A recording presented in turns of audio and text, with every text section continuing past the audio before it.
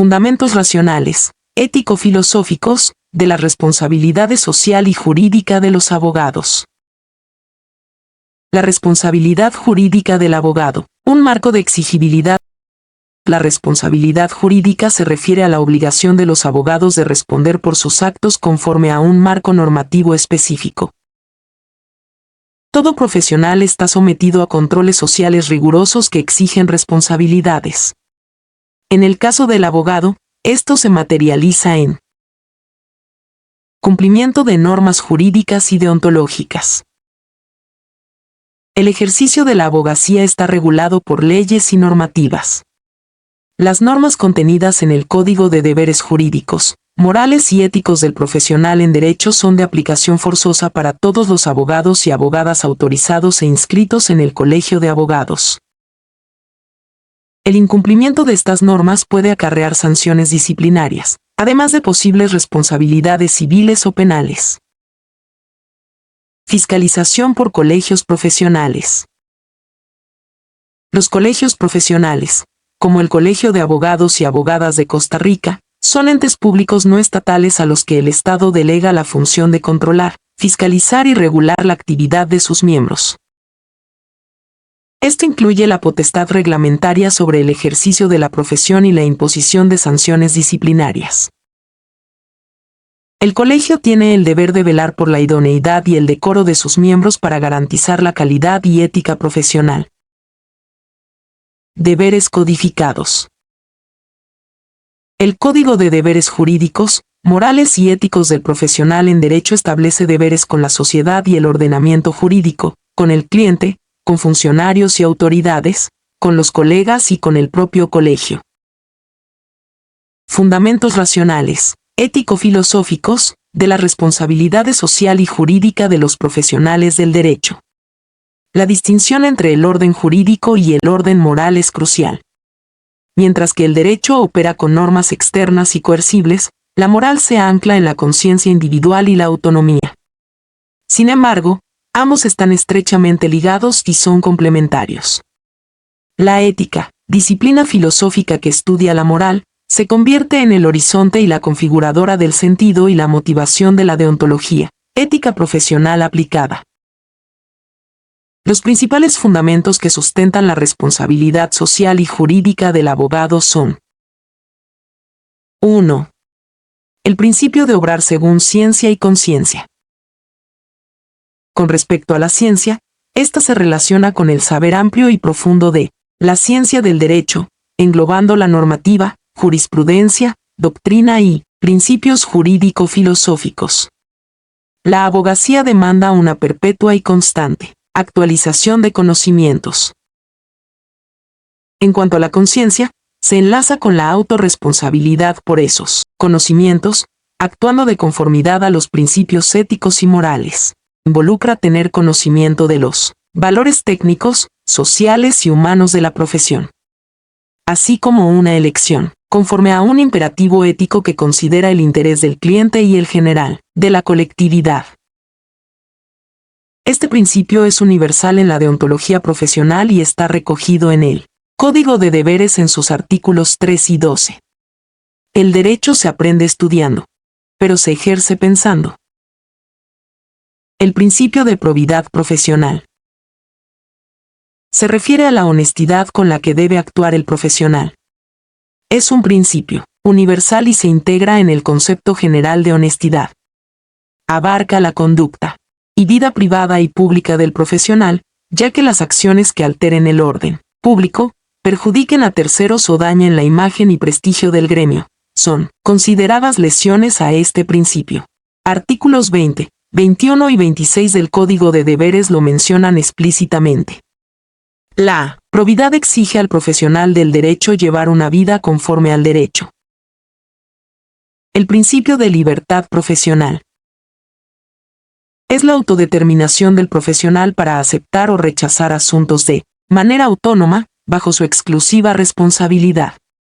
Implica proceder conforme a su conciencia al asumir o rechazar un asunto, elegir el procedimiento más adecuado y usar su libertad de expresión.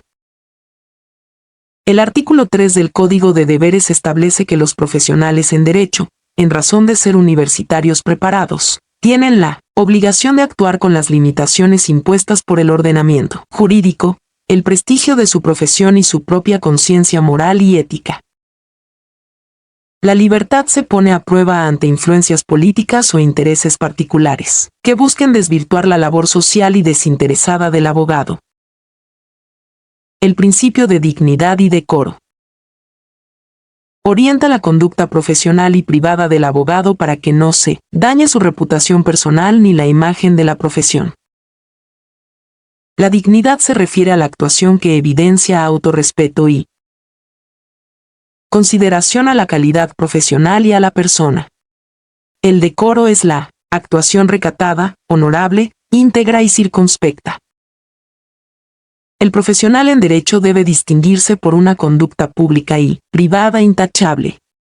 Los artículos 7 y 8 del Código de Deberes regulan este principio. El principio de diligencia se refiere a las obligaciones inherentes al ejercicio de la actividad profesional, implicando cuidado, capacidad técnica, esmero, oportunidad y exactitud en la ejecución de los deberes. La responsabilidad del abogado trasciende a quienes trabajan para él, debiendo instruir a su personal. El Código de Deberes es claro al señalar que el agremiado no puede excusarse de errores propios o de subalternos. Artículos como el 14, 34 y 39 del Código regulan este deber, estableciendo la dedicación, puntualidad y el empleo de todo el saber, celo y diligencia en la defensa del cliente.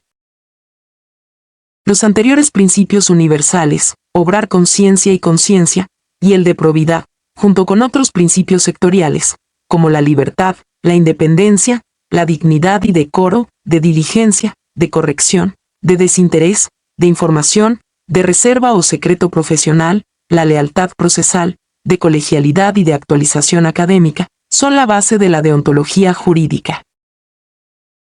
Son el medio a través del cual los abogados no solo buscan aplicar la ley, sino también integrar sus conocimientos técnicos con una profunda conciencia ética para contribuir a la dignidad de la profesión y al bienestar de la sociedad. En esencia, la responsabilidad del abogado se fundamenta en la convicción de que su actuar tiene un impacto significativo en la sociedad. Un profesional bien preparado no es solo aquel con amplios conocimientos técnicos, sino también aquel que opera con un sentido social y ético. Esta integración de ciencia y conciencia es lo que legitima la profesión y la hace indispensable para una convivencia justa y pacífica. La problemática de la libertad y los determinismos en el ámbito de los profesionales en derecho desde la perspectiva deontológica. En el ejercicio de la profesión jurídica, la noción de libertad se entrelaza de manera compleja con diversos determinismos, tanto internos como externos, que moldean el actuar de los abogados. Desde una perspectiva deontológica, esta interacción no solo es objeto de estudio, sino el fundamento mismo de la regulación y la exigencia ética, impuesta por el Colegio de Abogados y Abogadas de Costa Rica. A continuación se explorará cómo la libertad profesional del jurista se inscribe dentro de un marco de deberes y principios que, lejos de anularla, buscan orientarla hacia la excelencia y el servicio a la justicia. La libertad profesional como autodeterminación responsable.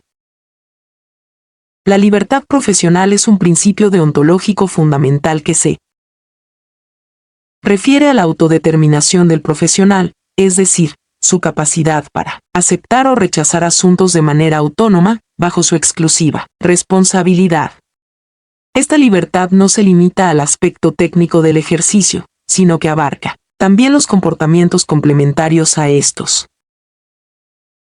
El Código de Deberes Jurídicos, Morales y Éticos del Profesional en Derecho establece que los universitarios, preparados y disciplinados, tienen la obligación de actuar en el plano social, político y religioso, con las limitaciones impuestas por el ordenamiento jurídico, el prestigio de su profesión y su propia conciencia moral y ética.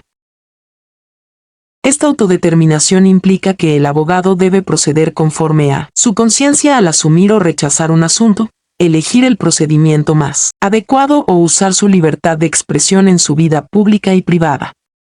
Sin embargo, esta libertad no es ilimitada. El profesional debe realizar un estudio riguroso de cada caso antes de aceptarlo, discerniendo si el cliente busca emprender un proceso sin fundamento legal, con motivos o pruebas falsas, o si intenta dictar el manejo técnico del asunto, inducir a testigos o peritos a mentir, o asesorarlos para alterar la realidad. Es explícitamente contrario a la moral y la ética.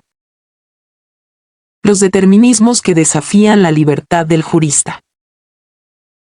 A pesar de esta autonomía, el profesional en derecho enfrenta diversos determinismos que pueden poner a prueba su libertad y rectitud. Estos pueden ser de carácter externo o surgir de una formación ética deficiente. Entre los más relevantes, presiones externas. La independencia del abogado puede verse amenazada por injerencias o presiones del órgano judicial, autoridades administrativas, poderes político-económicos, el propio colegio profesional e incluso los clientes. La libertad del profesional en derecho es puesta a prueba en relación con la política y las influencias que ésta pudiera tener, impulsándolo indebidamente a actuar en beneficio de intereses particulares, dejando de lado la labor social y desinteresada que el abogado debe ejercer. El Código de Deberes prohíbe explícitamente al abogado ejercer influencia sobre jueces o autoridades, o utilizar vinculaciones políticas, de amistad o de otra índole en su beneficio o el de terceros. Intereses económicos y competencia desleal. La búsqueda de honorarios no debe ser la causa fundamental para asumir un patrocinio letrado. Cobrar menos de lo establecido en el arancel o procurarse clientela por medios ilícitos son vicios que atentan contra la dignidad profesional y la probidad. Deficiencias en la formación ética y técnica. Es preocupación del gremio de los profesionales en derecho, en general, el denominado mal herido prestigio de la profesión debido a asuntos mal atendidos, ausencias injustificadas en audiencias o cobros excesivos, lo que denota problemas tanto académicos como éticos. La ausencia de una sólida formación ética puede conducir a actuaciones inadecuadas, contrarias a la justicia y al derecho. Estos determinismos resaltan la tensión entre la conciencia individual, autonomía, y las normas externas, heteronomía. Las normas jurídicas, a diferencia de las morales, son coercibles y su cumplimiento es forzoso. Sin embargo, una mera obediencia externa a la norma, sin una convicción interna, puede no ser suficiente para una verdadera conducta ética. El papel de la deontología jurídica. Un determinismo necesario para la excelencia. Es en este contexto donde la deontología jurídica cobra una relevancia crucial. Definida como la disciplina que estudia el conjunto de deberes morales, éticos y jurídicos con los que debe ejercerse una profesión, la deontología se enmarca entre el derecho y la ética. A diferencia de la ética, que propone principios y motivaciones, la deontología es normativa y sancionadora, exigiendo el cumplimiento de sus normas.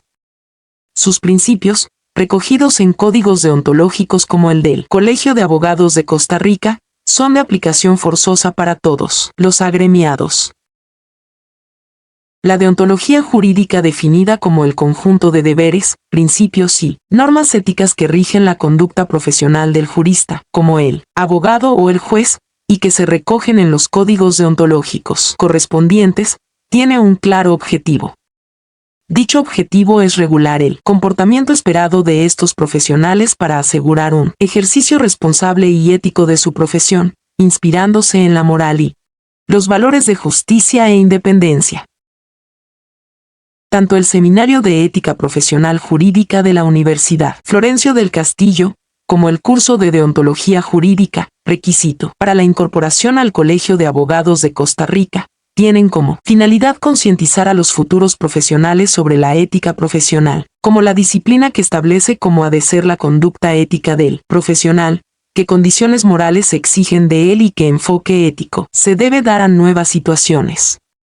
Se busca que el profesional no solo tenga una excelente preparación técnica, sino también una conciencia ética que le ayude a desempeñar su trabajo con atención a todos los implicados. Esta formación es fundamental para que el abogado distinga los bienes internos de su profesión, como la justicia, el servicio a la sociedad, de los bienes externos, como el lucro o la fama, combatiendo así la corrupción profesional. También se pretende que el futuro profesional tenga pleno conocimiento de sus deberes profesionales, deontología jurídica y la responsabilidad derivada de su incumplimiento, así como las posibles sanciones que puede imponer el colegio profesional respectivo, amonestación verbal, escrita, suspensión del ejercicio de la profesión. El principio de obrar según ciencia y conciencia encapsula la esencia de la libertad responsable en la profesión. Exige que el abogado actúe de forma eficaz, con conocimientos abundantes y profundos del derecho, pero también custodiados por las normas morales y deontológicas. La ciencia se aprende, pero la conciencia se forma, y se espera que ésta se constituya desde principios éticos, llevando al profesional a actuar con conocimiento y autorresponsabilidad. La libertad éticamente determinada. En definitiva, para el profesional en derecho, la libertad no es una ausencia de límites, sino la autodeterminación de actuar dentro de un marco ético y jurídico que la deontología define y exige. Los determinismos en este contexto no son necesariamente coerciones negativas, sino más bien el andamiaje necesario de principios y deberes que garantizan la dignidad de la profesión, la protección del interés público y la consecución de la justicia. La ética profesional, entendida como la deontología aplicada, busca que el abogado, en un acto de libertad consciente y responsable, elija constantemente el obrar recto. La verdadera libertad en la abogacía se encuentra, paradójicamente, en la adhesión voluntaria y reflexiva a estos deberes, transformando las imposiciones deontológicas en principios de acción personal y profesional que garantizan la excelencia y el prestigio del gremio. Así, se cultiva una profesión que no solo resuelve conflictos, sino que también contribuye activamente a la construcción de una sociedad más justa, ordenada y digna. Elementos del acto moral. En nuestro estudio de la ética profesional jurídica, es fundamental adentrarnos en la comprensión de los elementos constitutivos de la moralidad en un acto, distinguiendo las acciones humanas de otras formas de comportamiento y explorando las diferentes calificaciones que podemos atribuir a nuestras decisiones. La profesión del derecho, por su inherente relación con la justicia y la convivencia social, exige una reflexión profunda sobre estos conceptos, desde la perspectiva de la deontología, que es la disciplina filosófica de los deberes profesionales. Elementos del acto moral. El acto moral es una acción humana susceptible de valoración moral, es decir, de ser juzgada como buena o mala. Constituye un hecho concreto que emerge de la reflexión del sujeto agente sobre el contenido general e imperativo de la norma, así como de su decisión racional frente a la obligatoriedad de la norma moral. La estructura del acto moral es una totalidad sui generis, única en su género, un proceso singular de la actividad humana articulado por fenómenos biológicos, mentales, psicológicos y sociales, dinámicamente interrelacionados entre lo abstracto y lo concreto, lo individual y lo social, lo subjetivo y lo objetivo. Elementos clave en la estructura de un acto moral. Motivaciones. ¿Qué impulsa la acción? No hay acto humano que no tenga origen en un motivo, incluso los actos inconscientes, aunque estos últimos carecen de los atributos para la validación moral. Fines e intenciones, el propósito o el para qué del acto. El sujeto debe conocer la finalidad de su actuar, de lo contrario, la norma moral se tornaría neutra. Una corriente intencionalista sugiere que el acto moral debe juzgarse solo por la intención de la gente, prescindiendo de los resultados. Medios. Los instrumentos o vías que se utilizan para alcanzar el fin deseado. Resultados y consecuencias. Los efectos del acto. Contraria a la visión intencionalista, la corriente consecuencialista valora y juzga el acto moral objetivamente, tomando en cuenta sus resultados y consecuencias, las cuales deben propiciar el bien para el agente moral y para los demás. El acto moral se desarrolla en dos planos interconectados. El plano subjetivo corresponde al mundo interior de la persona que actúa, incluyendo necesidades, intereses, fines, conciencia, coacción, libertad, voluntad y decisión. El plano objetivo pertenece a lo que está fuera del sujeto, es decir, la sociedad, y el medio físico, ejemplificado por la norma moral misma. Condiciones y requerimientos de los actos humanos. Para que un acto pueda ser calificado como moral, bueno o malo, es imprescindible que sea un acto humano, es decir, realizado por un ser llamado persona. Los actos humanos se distinguen por ser fruto de la deliberación racional y voluntaria de la persona. Las características esenciales que un acto debe poseer para ser considerado humano, y por tanto sujeto a valoración moral, son inteligencia o razón. El ser humano posee la facultad de pensar. La razón es fundamental para discernir y justificar el juicio sobre la bondad o maldad de los actos. Voluntad. La capacidad de elegir libremente. El diccionario de la Real Academia de la Lengua Española la define como la facultad de decidir y ordenar la propia conducta. El acto con que la potencia volitiva admite o rehúye una cosa, queriéndola, o aborreciéndola y repugnándola. Los actos deben ser voluntarios. Libertad. El ser humano, por el carácter libre de su espíritu, puede ir más allá de los límites del instinto o la programación genética. La ética formal y autónoma de Kant exige la razón, la libertad y la voluntad como elementos esenciales para la realización del acto moral. La decisión de realizar un acto moral y la inevitable necesidad de llegar a los resultados requiere el concurso de la libertad. El principio de obra según ciencia y conciencia en la deontología profesional resume estos requerimientos. Exige que el profesional actúe de forma eficaz, con conocimientos abundantes y profundos sobre su materia, pero también custodiado por las normas morales que rigen los comportamientos humanos. La ciencia se aprende, pero la conciencia se forma y se espera que se constituya desde principios éticos, llevando al profesional a actuar con conocimiento y autorresponsabilidad. Diferencias entre actos humanos y actos del hombre. La distinción entre actos humanos y actos del hombre es crucial en ética. Actos humanos son aquellos que proceden de la voluntad deliberada del hombre, es decir, se realizan con advertencia y consentimiento. Son actos libres. Voluntarios, con conciencia de lo que se hace y sus posibles consecuencias y, por tanto, imputables. La persona que ejecuta actos humanos es responsable de ellos. La ética se interesa exclusivamente por estos actos, ya que solo en ellos puede haber bondad o maldad moral. Actos del hombre. Son aquellos que carecen de conciencia o voluntariedad, o ambas, quedan fuera del alcance de la ética. Incluyen actos meramente fisiológicos, actos reflejos o forzados, y aquellos realizados sin el uso de la razón o la libertad.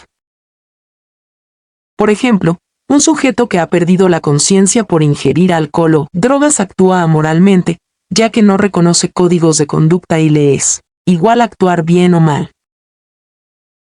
La moral se caracteriza por ser una actividad consciente, libre y deliberada. No es cualquier actividad, sino aquella que la ética se encarga de estudiar. Definiciones y diferencias entre acto moral, acto inmoral y acto amoral. Una vez que comprendemos los actos humanos, podemos calificarlos en relación con la moralidad. Acto moral es un acto humano libre y consciente que se conforma con un sistema de normas y juicios que se presentan como una obligación estricta, incondicional e ilimitada. Estos actos son el resultado de la deliberación racional y voluntaria, y se orientan hacia lo que se considera correcto o bueno. Se espera que un profesional, ciudadano o gobernante, que respeta y cumple la ley actúe conscientemente del bien que realiza, lo que constituye un acto moral. Un acto moral es una acción que busca el bien y la justicia, con conocimiento y autorresponsabilidad. Acto inmoral es un acto humano que viola o contraviene un sistema de normas morales, siendo calificado como malo, inapropiado o prohibido. Quien realiza un acto inmoral sabe que está haciendo el mal y, por ende, su conciencia moral está inmersa en un sesgo que la ética identifica como inmoralidad, la antesala de la ilegalidad y la corrupción. La inmoralidad no necesariamente implica ilegalidad, pero se opone a la rectitud de la conducta. En la profesión jurídica, la falta de una preparación ética adecuada puede llevar a desviaciones de su legítimo ejercicio y a torcidas sugestiones del interés. Acto moral se refiere a una acción que se realiza sin ninguna consideración moral o por parte de un sujeto que carece de conciencia moral en ese momento. La persona amoral no reconoce códigos de conducta, le es indiferente actuar bien o mal, honesta o deshonestamente. Son ejemplos los actos realizados por alguien bajo el efecto de estupefacientes que le han hecho perder la conciencia, o por animales, que no pueden ser responsabilizados moralmente. Elementos que perfilan la colaboración al mal. Se trata de diversas conductas y situaciones generadas por sujetos que implican facilitar o contribuir a resultados éticamente reprobables. Estas se enmarcan en la transgresión de principios deontológicos y éticos, y podemos entenderlas como formas de colaboración al mal en el ejercicio profesional. Se analizan algunas. Inducir a la alteración de la verdad. El Código de Deberes Jurídicos, Morales y Éticos del Profesional en Derecho establece que es contrario a la moral y la ética que el abogado induzca a testigos, peritos o cualquier interviniente a mentir, sesgar sus respuestas o asesorarlos para alterar la realidad. Esta acción es una forma directa de colaborar al mal, ya que busca un fin ilegítimo a través de medios incorrectos. Actuar sin fundamento legal o con motivos falsos. El profesional debe realizar un estudio riguroso de cada caso antes de aceptarlo. No debe aceptar un proceso sin fundamento legal, o si el cliente busca iniciar una causa basada en motivos falsos, poner testigos o pruebas falsas, o intentar dictar el manejo técnico del proceso. Aceptar tales situaciones o permitir que el cliente las persiga activamente podría interpretarse como una colaboración pasiva o activa al mal. Faltas contra la probidad y la dignidad profesional. La probidad profesional exige honestidad y se extiende a la conducta pública y privada. Lesiones a este principio incluyen conflictos de intereses, tráfico de influencias, abusos, faltas, corrupción. Facilitar la obtención indebida de beneficios académicos, enseñar materias sin capacitación, o propiciar el facilismo académico para otorgar títulos a personas no preparadas ética o académicamente, son actos contrarios a la ética y moral profesional. Estas conductas, al socavar la integridad y el prestigio de la profesión y la sociedad, son formas de colaboración sistémica o directa al mal. Priorizar bienes externos sobre bienes internos.